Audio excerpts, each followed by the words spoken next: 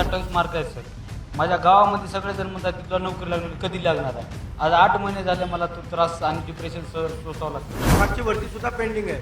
ही भरती तर अजून वर्ष झालं अजून काहीच नाही आहे.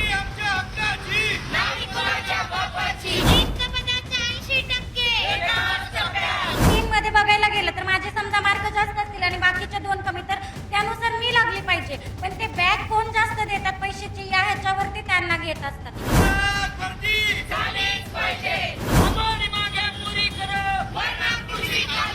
हे शिक्षक आमदार आणि पदवीधर आमदार हे स्वतः संस्था चालक आहेत. त्यामुळं त्यांना संस्थेचं हित कशात आहे, त्यांचं हित कशात आहे एवढंच ते बघतात. जाहिरात यायला पाहिजे होती, त्यानंतर परीक्षा घ्यायला पाहिजे होती, नंतर निवड व्हायला पाहिजे. ह्यांनी अगोदर परीक्षा घेतली आहे आणि मग जाहिरात 55,000 करतो म्हणले, मग 40,000, मग 30,000. अजून कुठेही काही जाहिरात नाही.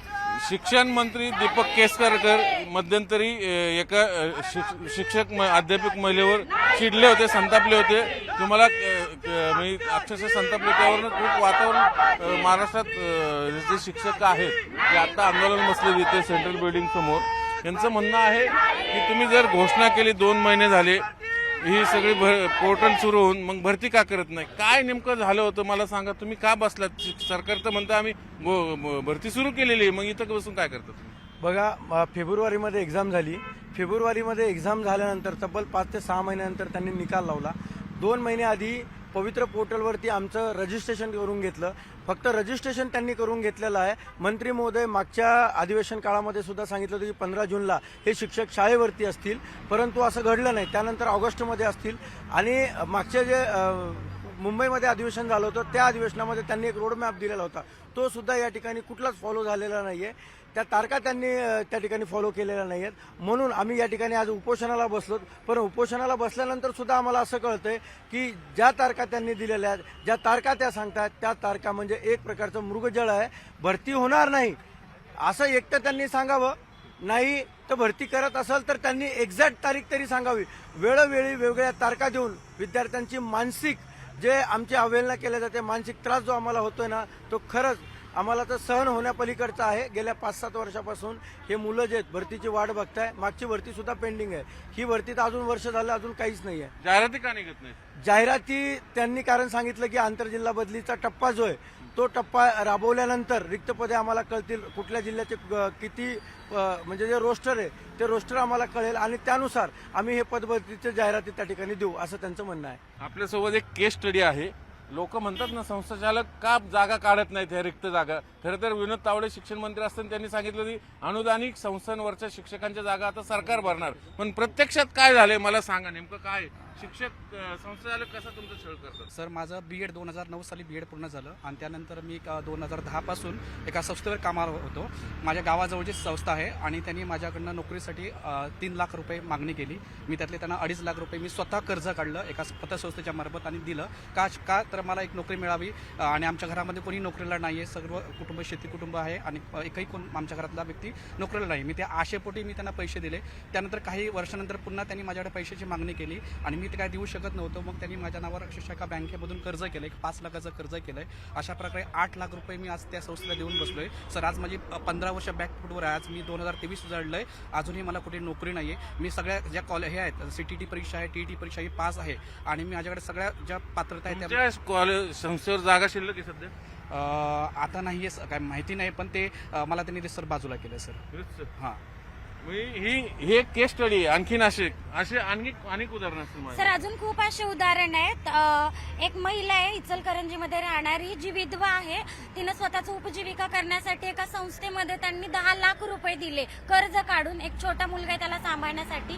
परमनंट करून घेतो बोलले, पण आता पोर्टल मार्फत भरती असल्यामुळे त्यांना ते घेता आलं नाही.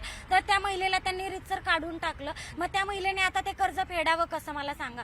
जर तिचे मिस्टर असते तर दोघा नवरा बायकोनी काहीतरी करून ते फेडलं असतं, पण ती एक विधवा महिला कशा मार्फत ती पैसे असे फेडणार ना. आणि हे शिक्षक असं भरती करत नाही.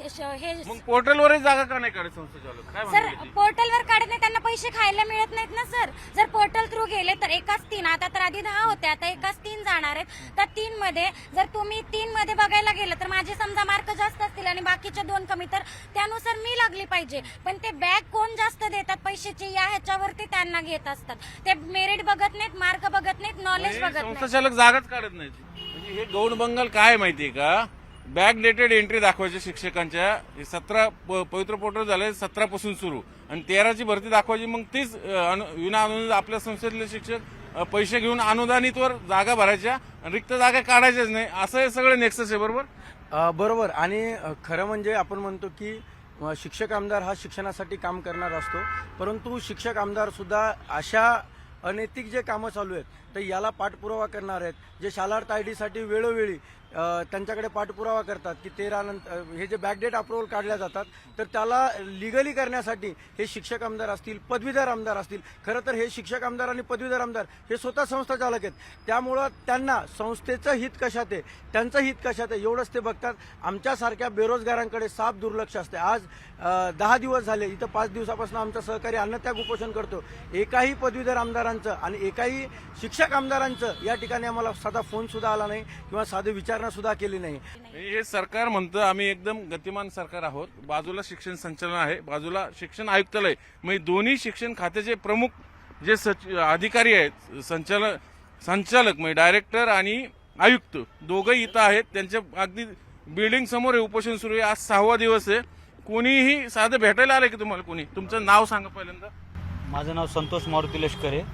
मी जाम तालुका मुखेड जिल्हा नांदेड इथून येत्या उपोषणासाठी आलेलो आहे. मागील 8 महिन्यापासून मी डिप्रेशनमध्ये आहे की मला नोकरी लागणार. मला 128 मार्क आहेत सर. माझ्या गावामध्ये सगळेजण म्हणतात की तुला नोकरी लागणार, कधी लागणार आहे. आज 8 महिने झाले मला तो त्रास आणि डिप्रेशन सोसावं लागते सर. मागणी काय तुमची? माझी मागणी इतकीच आहे सर, तात्काळ रिक्त पदाच्या 80% तात्काळ पदभरती करावी. जर बिहार सरकार राज्य केसरकर तर म्हणता आम्ही सुरू केली, तुम्ही कशाला उपोषण? केसरकर साहेबांना अभ्यास दौऱ्यासाठी बिहारला पाठवावं अशी माझी मागणी आहे. कारण बिहार सारख्या राज्यानं अवघ्या 4 महिन्यात 1,20,000ची पदभरती केलेली आहे आणि आपला महाराष्ट्र सरकार आज 9 महिने झालं त्यांना 30,000 पदभरती पूर्ण होत नाही. काय कारण काय सांगतात? तुम्हाला कोणी भेटायला तरी आलं का ऍटलीस्ट? मला प्रशासनाकडून किंवा सरकारकडून कोणीच आलं नाही. आणि विरोधी पक्षाचे जे आपले प्रवक्ते आहेत अतुल लोंढे सर, यांनी बलराम लोंढे आणि निवेदन मग फक्त हे केलं. हा, म्हणजे मुद्दा असा आहे, विरोधक फक्त एक विचारपूस केली त्या तोंड देखील. काय सांगाल, किती दिवस बसले, आता पुढं काय? आज 6 दिवस झाले यांनी उपोषणावर बसलेले आहेत. आज 6वा दिवस आहे. मी मुलाबाळासकट बसले, तुम्ही आता काय? हा, आज आले. मी बघा घरून भेटायला आली फॅमिली त्यांना. 6वा दिवस आपलं इथं घरचे इथं उपोषणाला बसलेत. सरकार साधी दखलही घेत नाही. मग दुसरं आंदोलन असेल आरक्षणाचं तर सरकार धावत पळत जातं, अख्खं मंत्रिमंडळ जातं. मग हे बांधव नाही आहेत का? सगळे पात्र आहेत. टीईटी जे काही संबंधित पात्रता परीक्षा सगळ्या पास केल्यात त्यांनी. पवित्र पोर्टलला रजिस्ट्रेशन केलंय. 2 महिने झाले पण अद्याप एकही जागा निघली नाही, एकही भरती झाली नाही. संस्थाचालक तिथं रिक्त जागाच जाहिरात टाकत नाहीत कारण त्यांना पैसे खायला मिळत नाही असा या मुलांचा आरोप आहे. आणि झेडपीचा अजून आंतरबदलीचा आदेश टप्प्याटप्प्याने पूर्ण झाला नाही म्हणून ते निघत नाही. म्हणून सरकार नेमकी भरती कधी सुरू करणार? डोळे पटेल. मुळात ही सगळी जी भरतीची प्रक्रिया प्रोसेस आहे, अगोदर जाहिरात यायला पाहिजे होती, त्यानंतर परीक्षा घ्यायला पाहिजे होती, नंतर निवड व्हायला पाहिजे. ह्यांनी अगोदर परीक्षा घेतली आहे आणि मग जाहिरात 55,000 करतो म्हणले, मग 40,000, मग 30,000 अजून कुठेही काही जाहिरात नाहीये. हे आनागोंदे आणि शिक्षण मंत्र्यांना मुळात माहित नाही. भरती पेपर झालेत फेब्रुवारीत, शिक्षण मंत्री म्हणतात झालेले मे मध्ये झालेले आहेत. तर सगळा आनागोंदे कारभार आहे. सरकारला कुठं काही माहित नाही. दुसरे इतर मुद्द्यांवर सरकार ज्याप्रमाणे पुढे येऊन आरक्षण आंदोलन असेल तर लगेच एक्झॅक्टली तसं ह्या आंदोलनाला कसलाही रिस्पॉन्स नाही. मी 6 दिवस झाले येतोय बघतोय, कोणी येत नाही. साधं संचालक भेटायला येत नाही. मंत्री लांबची गोष्ट आहे. मेडिकल तपासणी नाहीये. काल आम्ही फोर्स केल्यानंतर काल 5व्या दिवशी मेडिकल तपासणी, 5 दिवस त्याला मेडिकल तपासणी सुद्धा नाही. खूप गंभीर सगळं. यांचा जीव महत्वाचा नाही का? बाकीच्यांचा आहे. बिलकुल यांच्या जीवाची कोणाला काळजी नाही. मरू जगू पोरं काही शिक्षक आहेत नाही, विद्यार्थ्यांचं भवितव्य घडवणारे, महाराष्ट्र भावी पिढी घडवणारे लोक, ह्यांची काही काळजीच नाही सरकारला. जर हे असंच चालू राहिलं तर कदाचित ह्याचा आता जो काय प्रकार घडलाय, हे जर असं चाललंय ह्याची व्याप्ती राज्यभर वाढण्याची शक्यता आहे. ह्याच्या जीवाला धोका आहे ह्या मुलाच्या.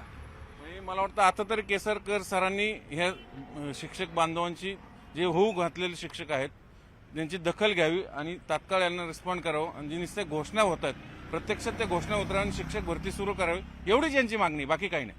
व्हिडिओ जर्नलिस्ट सचिन हंचाटेसह चंद्रांत फुंदे, न्यूज 18 लोकमत, पुणे.